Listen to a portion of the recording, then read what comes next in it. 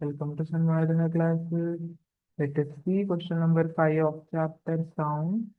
To hear an echo, the minimum distance between the obstacle and the source in. Okay, here ಇಲ್ಲಿ source ಇದೆ sound ಇಂದು, ಇಲ್ಲಿ obstacle ಇದೆ.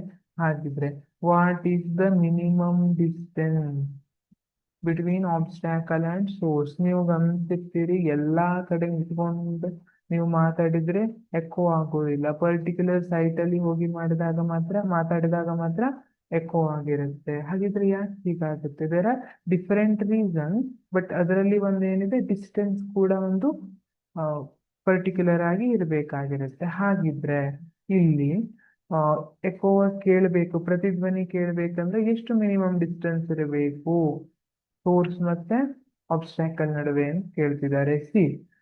ಯಾವುದೇ sound ಇರಬಹುದು, ಅದು ನಮ್ಮ ಬ್ರೈನ್ ಅಲ್ಲಿ 0.1 ಸೆಕೆಂಡ್ ವರೆಗೆ ಹಾಗೆ ಇರುತ್ತೆ. ಅಷ್ಟರ ನಡುವೆ if in between that time limit ಏನಿದೆ, ನಾವು ಬೇರೆ ಸೌಂಡ್ ಅನ್ನ ಕೇಳಿದ್ರೆ we cannot differentiate between echo and the original sound. ಅದಕ್ಕೆ ಏನಾಗುತ್ತೆ, ಇಲ್ಲಿ ಆ ಮಿನಿಮಮ್ ಟೈಮ್ ಏನಿರುತ್ತೆ 0.1 ಸೆಕೆಂಡ್ ಇರಬೇಕು.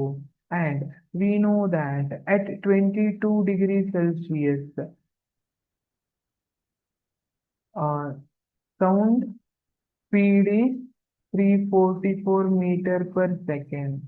Speed of the sound 22 degree Celsius ಅಲ್ಲಿ.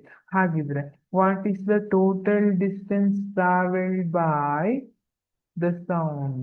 ಆ ಸೌಂಡ್ ಇಂದ ಟೋಟಲ್ ಎಷ್ಟು ಡಿಸ್ಟೆನ್ಸ್ ಟ್ರಾವೆಲ್ ಆಗಿರುತ್ತೆ? 0.1 ಸೆಕೆಂಡ್ ಅಥವಾ 1 ಸೆಕೆಂಡ್ ಆದ್ಮೇಲೆ ಅದು ನಮ್ ಕಿವಿಗೆ ಬಂದು ಮುಟ್ಬೇಕು ಅಂದ್ರೆ 344 ಇಂಟು 0.1 ಸೆಕೆಂಡ್ ಮಾಡ್ತೀವಿ. ಹೇಗೆ?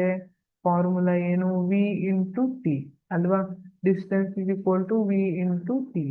ಹಾಗಿದ್ರೆ ಈ ತರ ಮಾಡಿದಾಗ ನಮ್ಗೆ ಇಷ್ಟು ಬರುತ್ತೆ, 34.4 ಮೀಟರ್ ಬಂತು. That is 2D. ಅಂದ್ರೆ ಇಲ್ಲಿಂದ ಇಲ್ಲಿಗೆ ಸೌಂಡ್ ಹೋಗಿ ವಾಪಸ್ಸು ನಮ್ ಕಿವಿಗೆ ಬಂದು ಮುಟ್ಟೋ ದೂರ ಏನಿದೆ, 34.4 ಮೀಟರ್. ಆದ್ರೆ ನಮಗ್ ಬೇಕಾಗಿರೋದೇನು? ಈ ಸೋರ್ಸ್ ಇಂದ ಆಬ್ಸ್ಟ್ಯಾಕಲ್ ನಡುವಿನ ದೂರ. ಹಾಗಾಗಿ ನಾವು ಡಿ ಇಸ್ ಈಕ್ವಲ್ ಟು ಈ ಪಾತ್ ಏನಿದೆ ಅದರದ್ದು ಹಾಫ್ ಮಾಡಿರ್ತೀವಿ, ವಿಚ್ ಈಸ್ 34.4 ಅನ್ನ ಹಾಫ್ ಮಾಡಿದ್ರೆ ಎಷ್ಟು ಬರುತ್ತದೆ? 17.2 ಮೀಟರ್. ಹಾಗಿದ್ರೆ ಸರಿಯಾದ ಆನ್ಸರ್ ಯಾವುದು? Option A, 17.2 metre. Thank you.